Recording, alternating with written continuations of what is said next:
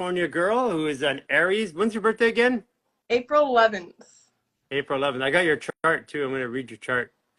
Wait, I'm so excited. You're like the best person ever to do an astrology chart. Yeah, because I'm not an astrologer. That's why. That's Yeah. awesome. First of all, I want to say thank you for all that you're doing to contribute, adding content Oh, on a daily basis. Everybody gets to know your face. oh, thank you so much. I really appreciate you guys. And oh, that's my mom in the My back. mom is back. Um, What's funny is Mary goes because before she knew her name, she goes, "Well, I'm going to reach out to her," and I said, "Who?" You know, big smile, big hair. oh, that's so sweet. So what's interesting is your latest ones with the narration. I like the one on the teddy bear, the narration. That was you Oh, narrating that one for your friend, right? no, that was Sandy. Was that?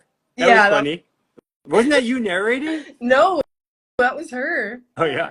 I like the one where you're talking to yourself about the relationship and the Oh, emotions. yeah, that one, that was really fun to create.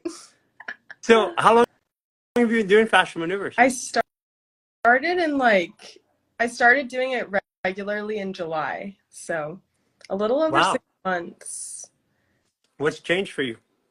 Um, so much. The biggest thing to change quickly was my acne. I used to have horrible acne. It was really bad, but it cleared up in like a month to 6 weeks of just doing the stress reset every day. So that was amazing. And then after that, I was like, well, that's just the beginning. Like, I'm so excited to take this further and like see what else happens. Hi, Mom. Hi. Yeah. Hi, Hi. Mom. When's Mom's birthday? July 25th. July 25th. Oh, you're always trying to fix everything. Oh, no. Your heart. You're out in the heart. You're trying to be seen. Oh, okay. You're a Leo. You're like a 4-degree or 3-degree Leo. She's an entertainer for sure. Yeah. Yeah. Oh, are you working over there, Mom? Yeah. What kind of work do you do? I'm a real estate investor and realtor. So I fix ugly houses and I sell houses for people. Oh, see, always making things beautiful, eh? Yes. So you probably got a little bit of Virgo in you, Oh, okay. Mm, a little yeah. bit of Taurus. Okay. Your Yeah. your daughter's been creating fantastic content. I'm aware. Aw. Yeah. And thousands of people see it. I'm excited that she is such a force for good and life in the world, just like making people's lives better. So, Oh, thank Yeah. you. So has she wrangled you into doing maneuvers yet? oh yeah, we do fascia maneuvers together, the partner maneuvers. She's much better at it on me than I am on her, but I'm trying. I'm always like, Mom, push harder, twist more. I don't want to hurt my That's not how it baby. is. Yeah, just think about it this way: you can't hurt them. Just do it. Yeah, absolutely you can't hurt somebody doing fashion maneuvers. Oh, okay. That's hard for me to think of, but I'll work on that. Well, it's really nice meeting you. What's your Holly. name? Hi, Holly. It's nice meeting you, Holly. Yeah, nice meeting you. I'll let you guys get back to it. So so the first thing was hormonal acne went away. Now, Yeah. what's your belief of why that happened? My belief of why that happened is I think that I just had like this deeply stored trauma and like past stress stuck deep within my body, just like so tightly held in my fascia. Because I've been into meditation for like the last 2 to 3 years, and I've manifested so many things and completely changed my life. And like, it's completely changed my life, but I still wasn't able to heal my acne. And I was like, what the heck? Like, why isn't this working? But I think that fascia maneuvers has like gone to a deeper level than meditation was able to, with like as far as getting deep into my body. Because with meditation, a lot of times I'm like off in space and I'll be creating a new future and whatever, but it's like I wasn't going deep within my own body. So I think fascia was able to like pull that up and out and release it. Yeah, I mean that's a lot of truth. It's we get people that have been like 15, 20-year meditators, Vipassana meditators and stuff like that. It's funny because when we scientifically test somebody and they do a fascial reset, they have the same neurological response as if they did a 10-day Vipassana. Whoa, that's crazy. That was when we first started. The guy who did the science on us originally, that we had brain mechanics from Calgary come and spend 6 weeks with us, hooking us up with equipment and machines. Because I wanted to know what is this Yeah. doing? And he goes, here's my brain. Here's my brain after a 10-day Vipassana. Here's my brain when I came here. Here's my brain after 1 day of doing fascial maneuvers. That is so cool. Do you guys have like that data somewhere? I'd love to make content with it. He does. He does. You know, I've been. That's interesting because he has all his data stores, and I've been trying to get him for years to bring it out. Mm-hmm. And we purposely chose not to get into a fight. And when we bring up too much science, people want to fight. Okay. But what we have noticed is that they can argue with science, but they can't argue with a result. Right. Like for Mhm. you, I got rid of my acne. I've been doing all these other things. I added this into my routine. That's it. And now I got rid of my acne. Mhm. That's a big deal. Yeah, it's huge. Yeah, I agree with How, you on that. how long were you? How long was your acne bothering you like that? Oh, I had it bad like probably for 8 years. I went on birth control like specifically to help with it. And the birth control did clear up my acne, but I felt like it was just not good to be on birth Yeah. control. So then I went off of it, and when I went off of it, my acne was like way worse than before. And I was like, well, this is obviously just a band-aid to the solution, and I don't want to be on birth control forever. So then I was like, I'll just deal with the acne until I find a natural How long solution. were you on? How long have you been off birth control? I've been off of it for like 2 years now. Did you notice when you came off a big change in your life, like smell oriented or energy or Um, attitude? What was your experience?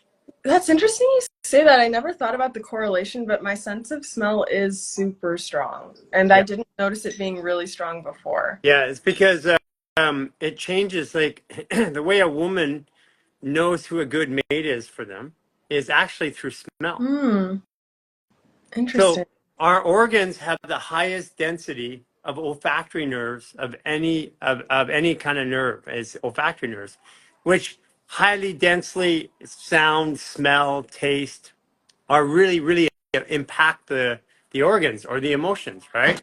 And the Mm-hmm. emotions are what draw people to us. If we're angry all the time, the people that would normally come towards us aren't going to. If we're excited or happy, so our emotions have a big impact on how people relate to us. So Mm, so what happens is that when we take hormones, it changes our emotional complex. And taken from a guy who's taken hormones lots. And uh-huh. I was a bodybuilder.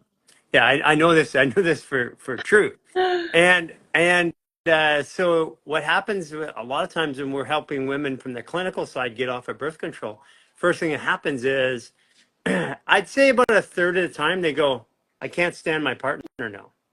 Whoa, that is crazy. It's something that we literally we warn and we talk to when we were in the clinic. We talk to the women about. We say this could happen. We're not saying it will. We're saying these are some of the things that have been reported to us because it would be like all of a sudden I can't stand the way they smell, Wow, and then they start to get nitpicky about it. that makes sense. There's people who like I can't stand how they smell. Like they smell so bad to Hey, me. But like, so if you're in the comments and you've come off birth control and you've noticed that, can you put it in the comments if you've noticed that you've changed your feeling or your attitude towards your partner? I'd be curious to know how many people here. Yeah. So this is something and we get a lot of questions from young women saying, I really love my partner. I want to go off birth control. I'm scared to go off birth control. I don't want to lose my relationship. oh my gosh, that's brutal. Well, I'm really glad I'm off of it now because I'm single. So So I you don't know. excited about coming down and spending some time with us? Yes, I'm so excited. I'm so excited to hang out with you guys and learn from you and like get to know all of you so much better. It's gonna be amazing. Yeah. So what are you doing with that? Like, where do you create content professionally? It looks like. Yeah.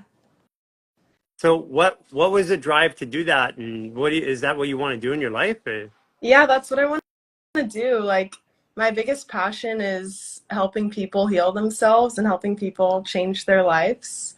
Because, I mean, my story is, it was in like 2021. I hit like a rock bottom in my life. I just went through a really rough time of like, I was working super hard, but losing money in my businesses. I ran out of all my savings, so I was broke. I was in a toxic relationship with a guy. He ended up cheating on me.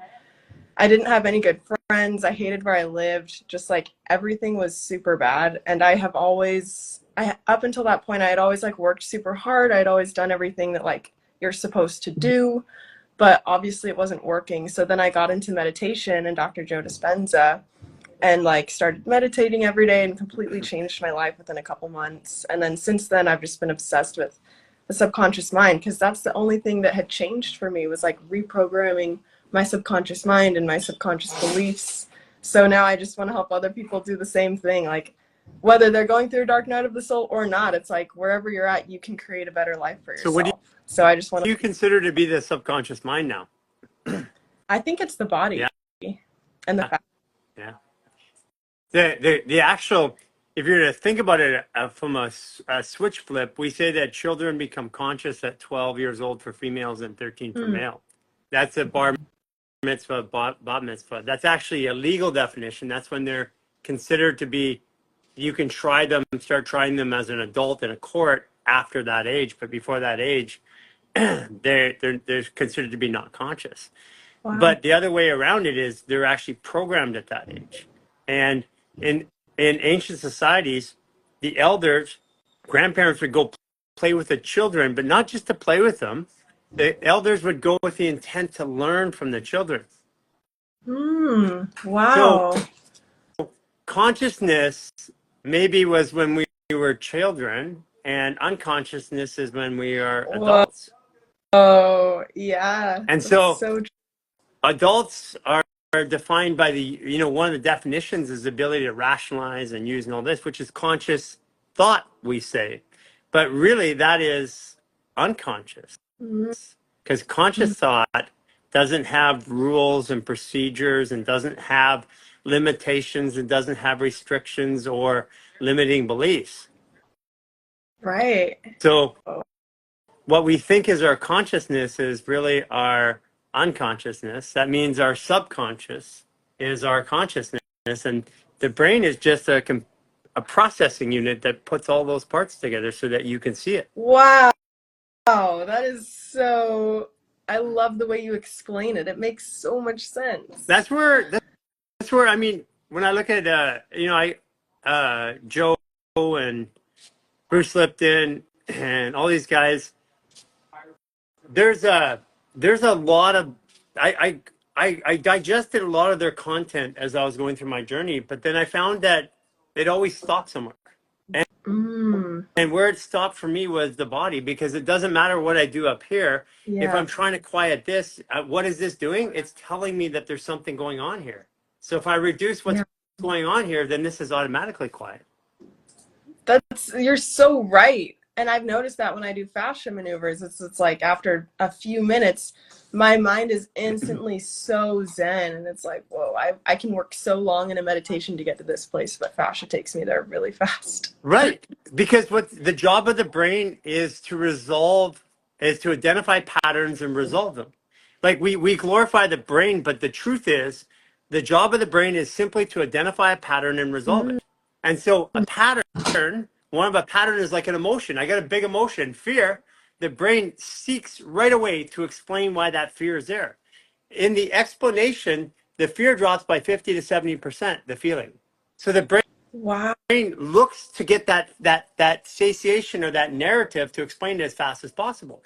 Similar to if I inflict pain on your body, and right here, and I'll show you when you're down here, if I create pain right here and you touch that, the pain drops by 50 to 70% right away, because your body knows that you're paying attention, because the pain is just saying, hey, look over here. I Yeah. need you to focus. Wow. That's so cool. You know what that makes me think of? I'm sure you've done this because you know all of the spiritual things. When like I've had coaches do this on me, they're like, okay, like you have like a yucky feeling about something, like in your stomach or whatever. Now just be present with it. Don't try to change it, but like place your awareness on it. And then it ends up Bingo. That's exactly what you need to do. yeah, it's so trippy Because because we're what happens is the brain, we get a big feeling. The brain's job is to solve problems. Literally, that's what it's mm-hmm. doing. So a big emotion that's dysregulated. I have my emotions like this. One goes like this. The brain goes, "Oh, I'm on deck. I gotta go solve a problem." So then it starts looking around. Why am I fearful? What is it? What's around me? And it starts looking for that fearful moment.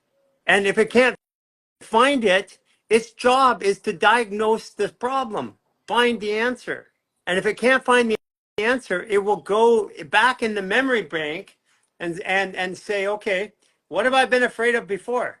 What have what problems have I already solved when this emotion came up? Oh, it's my test coming up, or it's my public speaking, or it's the economy. And it knows because that's like a drug. It goes, oh, I don't have to think anymore. I just go right over here, get that. Whoa. Yeah, it's like it wants the fastest answer, the path of least resistance, and then it has it, and then it's like, oh, I'm stressed out because of that, and then it builds that up. Yeah, right. So we can be manipulated over time because the brain goes to habits. Like if I tell you, what's your favorite food to eat? Ice cream. Okay. I can feel that when you say that. It Like, goes right in here. yeah. I can feel it. I can feel it goes right to your emotional centers, and that makes sense because ice cream's gonna give you a pounding of dopamine and serotonin, and you're an Aries, Uh-huh. so you're like born not to think about your emotions. So the first place I felt it was solar plexus. So if I tell you what's your favorite type of ice cream? Ooh. Right now it's mint chip.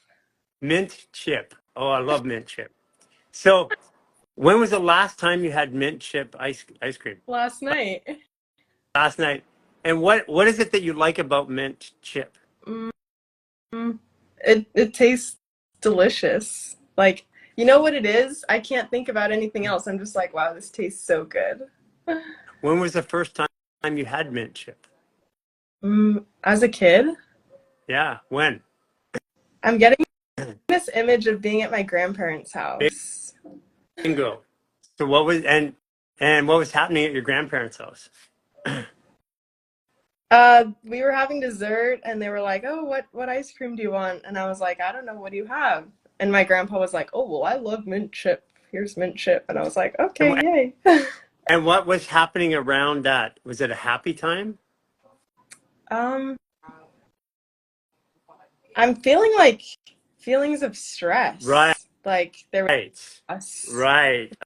Okay. So there thing. was a stressful time. You take an ice cream, which drives the hormones for a short period of time, which sedate the stressful feeling. So your brain Oh, remembers that and patterns it. So every time you eat mint chip ice cream, it helps you get over a stressful time. whoa, that's insane. And here's what else is so seductive about food that people just they don't really think about Mm-hmm. is that every time I eat that mint chip ice cream, I have a feeling of the reward of it, but I also take a feeling of the stress of it into my Hmm. current life. Oh, like from that original moment. Bingo. And the Whoa. only way that I know to get rid of that feeling is to reset your body. The way I did it was I fasted over 28 days. I fasted 44 days. And I no longer had the memory of food. So my experience was I remember I like that food, but I have no idea what it tastes like. That's what my experience was. All of our experience after a 44-day fast. And then Oh, when I ate it, I'm like, oh my gosh, did it always taste like this? Did it taste different for you, Jason? Did it taste different for you, Cynthia? That was our experience when we came back to food because we no longer the memory was a feeling, not a thought. wow. So when you guys came back to food, did you like remember the feeling of the first time you had the food and like those emotions, or was it No, like it's all new. It was all what? new. So we Ah, got to rebuild our relationship. So let me tell you again how it works. So mint chip ice cream. So think about mint chip ice cream. yum. Okay, is your mouth salivating? Yes. Are you feeling it right here? Yeah. Right here in your solar plexus. So your body has a habitual memorization of, and when you think about it, your brain thinks you're getting it. So it already starts creating the enzymes and the hormones. And then it's saying, hey, it's doing that all out of habit because Mm-hmm. the body's not going to rebuild the experience each time, because the first time you have something, it's great, whether it's a drug or something like that, or even wine or what. Second time, it's like third time, fourth time, then it's like, oh, I remember it. So now you're craving it. You're already prepared for it on the way in when you start thinking about it. So Mm-hmm. digestion starts with the thought of the food, not the eating of the food. Wow. That it makes so much sense, but I've never thought about it like that. Yeah. So let's take it a step further. Okay. So this is why eating is so, and our emotions, this is why we sync up before we eat, Oh. because what we want to do is neutralize our emotions. We get a better flavor of the experience, but we're not carrying negativity. Because think about all the times that you've eaten when you're sad or angry or fearful, and if I continue to do that over time, that gets patterned in. Now if I'm not fasting for 44 days, I can always eat in joy. And then when I eat, over time, that will like coloring. It will dilute the experience. Hmm. Yeah, it's so true. I've also noticed like if I'm eating when I'm angry or upset, I don't really taste the food that much. It's Right. just So think about how many times you've eaten when you're angry it's been a lot of or times. fearful. Yeah, there's been plenty of Right. times. So now the next time I eat, guess what hormones are being produced? Wow. It's like That is Pavlov. it's that's the part that we're not talking about. We're not talking about, because I don't see the brain as being in charge. Well, I can prove it's not in charge. I mean, that's what the program's about. Brain's not in charge of the body. But the body is a fluid adaptive biological computing system that has all this logic and rules. And we heavily rely upon habits and patterns. And here's another one. Every emotion in your body is the same chemical, like sorrow and sadness and joy are the same chemical to the body. That's why we cry when we're happy, Wow. and joy, and we cry when we're sad. Or anxiety and excitement, it's the same chemical.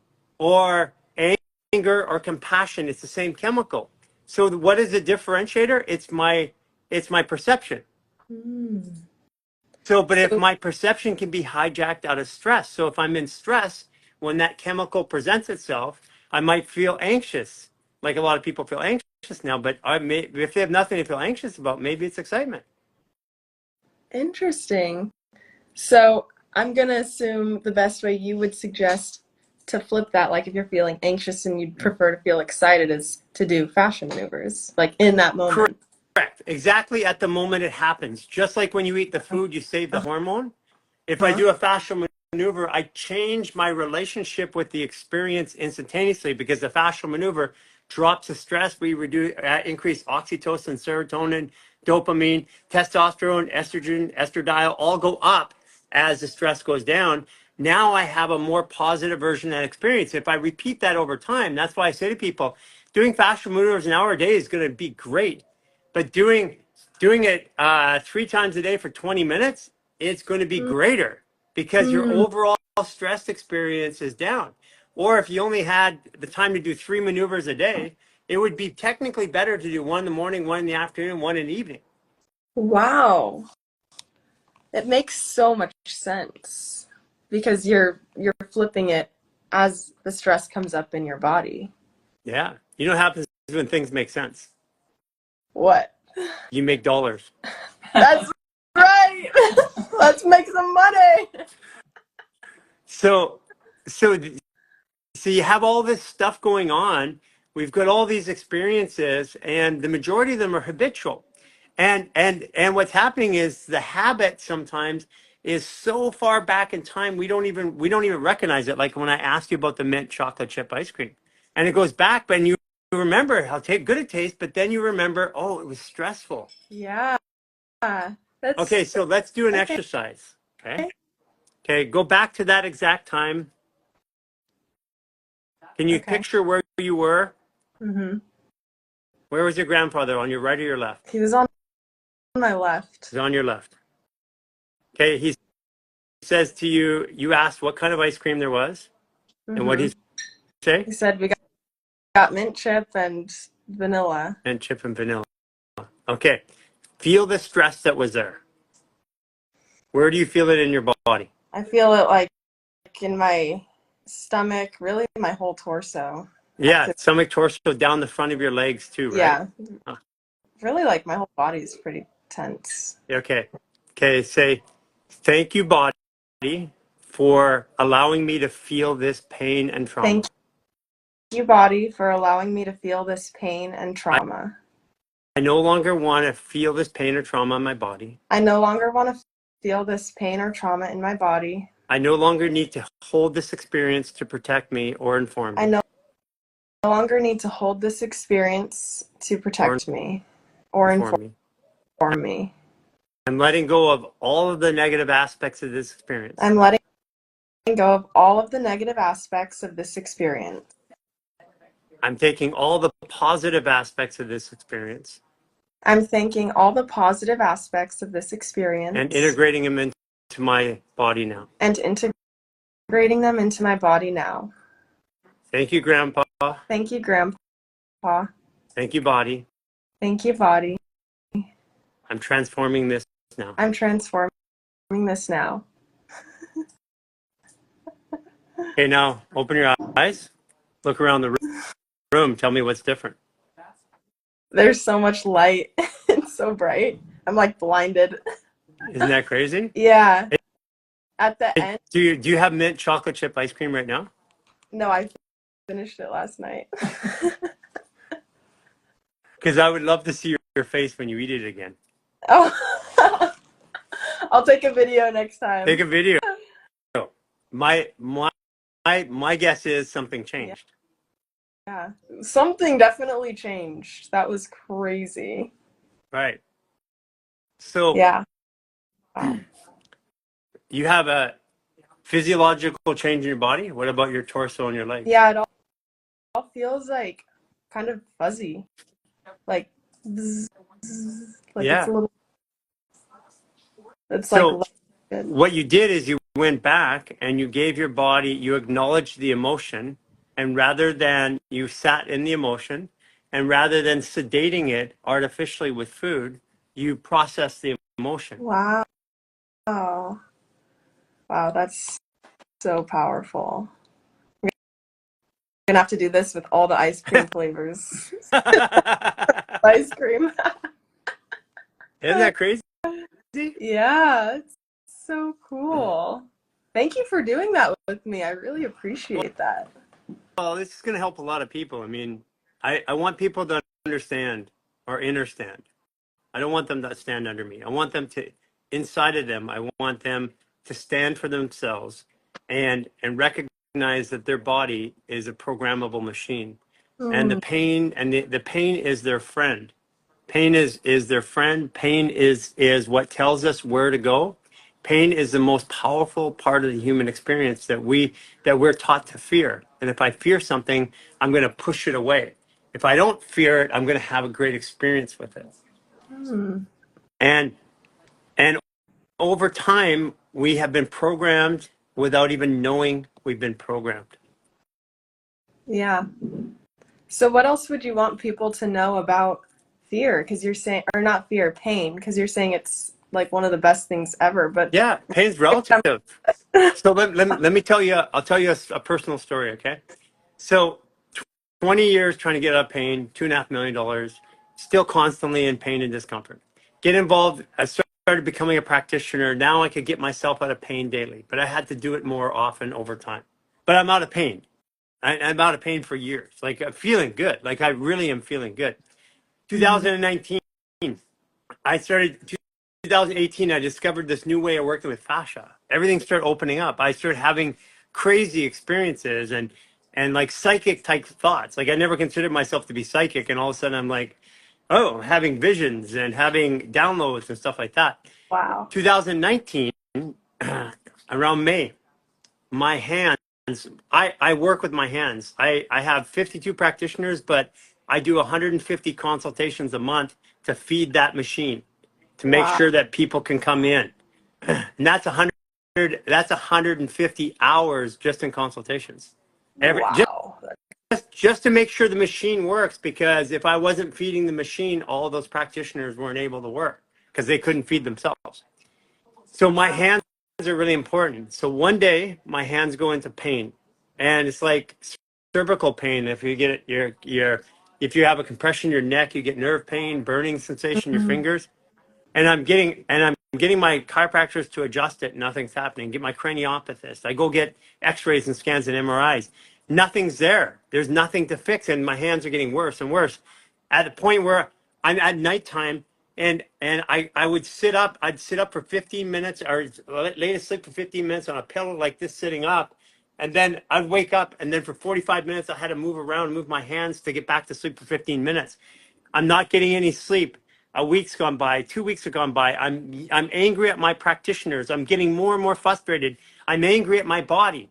I keep going for more tests. I keep having them check nerve conduction testing, more X-rays, everything, and nothing. There was no cervical compression. There's no explanation for this. And when I had got all of the explanation out, there was no science anywhere that could validate why these are here in the known world. And I had access to everything, every machine, every scanner, everything. I tried everything over a couple of weeks. I was going literally crazy because I wasn't Yeah. sleeping. Oh. And then I came to the conclusion that it's not the nerves in my neck. So what else could it be? And then I'm like, well, I'm doing all this fascia work. What if it's a new sensation in my fascia? And Mm. boom, pain went down 50% on that thought. And Whoa. then over the course of 28 days, that pain went away progressively, and it became a superpower. I could tingle when people had emotions or thoughts, and I could feel them, and I could feel their yeses and nos and what was working. Whoa, that's Yeah. crazy. Like But Spider-Man. what happened was pain was trying to get my attention. And as soon as it had my attention, it says, okay, I know you're a bit of a dummy. You took a long time for me to, it took a year for me to get your attention. I got your attention now. You're listening. And, I'm a little bit thick in the head sometimes. And so it let it go. And then the habit of the pain took 28 days, a full habit cycle to go away. And Wow. that's where I discovered my greatest lesson about habituation, pain, and the human body. Hmm. That's so beautiful. So how would you sum that up in like, I don't know, a couple sentences for people? Like to use pain. Pain is your body trying to communicate with you. And if you don't listen, it gets louder. Mm. When you listen, the pain starts to diminish. And so it's Hmm. not about fixing it. Pain doesn't want to be fixed. Pain wants to be understood. Understood. Pain wants to be listened to. And if I don't listen, it gets louder, sharper, heavier. As soon as I listen, it goes away. And that's why I said I'll give you an antidotal example. I'll put your arm in pain and Hmm. you touch it, and all of a sudden pain drops instantaneously. It's like So if you're you're going to inflict it yourself, if you're inflicting, like we use this in massage or in therapy. It's like someone, I can't touch me. Ow, ow, ow, ow. You got an elbow there. Ow, ow, ow. Put your hand there. You put their hand there, then they can take it, and then they can get through the pain. wow. So you're not even saying like, oh, once you listen to the pain and it says this, you need to do all this stuff. You're literally saying, listen to the pain, and then obviously keep doing fascia maneuvers, and then Talk it'll be to it. Talk yeah. to it. Like your big emotions. Because when you have fear, what is that? It's pain. Mm, When you have yeah. anger, it's pain. So talk to it. Say, hello, anger. I see you there. What is it you want me to see? And that allowed me to reduce the experience of the emotion, the intensity by 50 to 70%. And there were some times because I'm working on people, I didn't know I was transferring all this energy from working on people. And here it is, I'm saying it like 30 times, 40 times, 50 times a day because I just felt all this fear. And I thought it was because, well, it was. I thought it was because of my head trauma.